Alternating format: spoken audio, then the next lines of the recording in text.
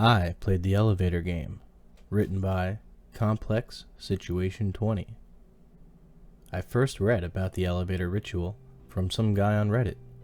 I don't know if he really experienced what he said he did, or just made up the whole story. But it made me interested in the subject. I saw a bunch of YouTube videos of people playing it without any success, and I wanted to try it out myself. I live in an apartment in a 14-story building since a couple months back. Yesterday, I didn't have anyone to hang out with, so I decided that I should try this out to see if it really works.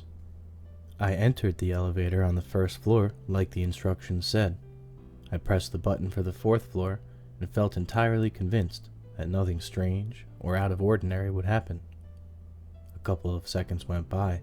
I was on the fourth floor and pressed the button for the second floor.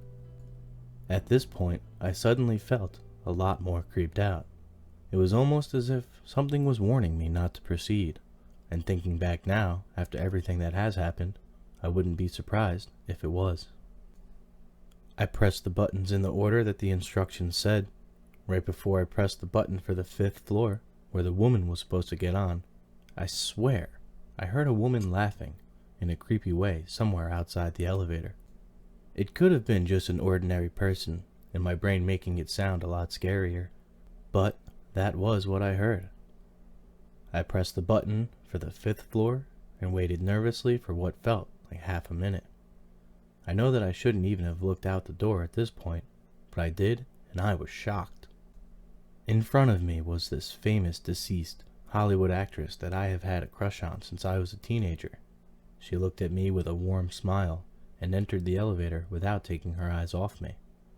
I was completely flabbergasted and even forgot about the game for a minute. She was wearing a vintage-looking dark blue skirt suit and white gloves.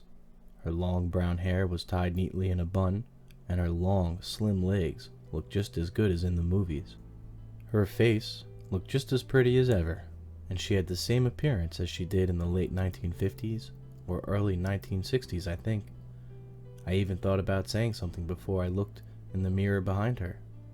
Her clothes were molding, and her legs and her neck had a greenish-looking tone with scars covering them. The little handbag she was carrying looked tattered, as if it hadn't been used for decades. I turned away and pressed the button for the first floor, just as the instructions said. The elevator started ascending to the 10th floor instead of going back down to the first one. She asked me where I was going, and I tried ignoring her.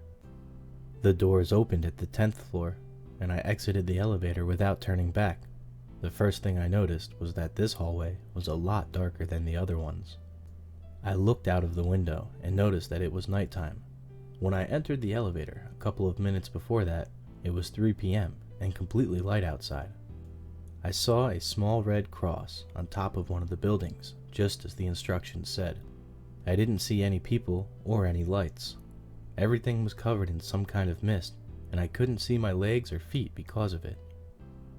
Thinking that this was enough, and that I should go back, I turned around and noticed that the doors to the elevator were still open, and that the lights were on. I heard a faint giggle coming from over there. For a moment, I thought that I had no escape, but I decided that I should get on the elevator from another floor. I hurried up the stairs in complete darkness, while having the terrible feeling of someone or something chasing me from behind. I tripped over the stairs when I reached the 11th floor and probably hit my head on the wall. I think I passed out, but the thing is, I woke up on my bed in my apartment. Everything seemed normal.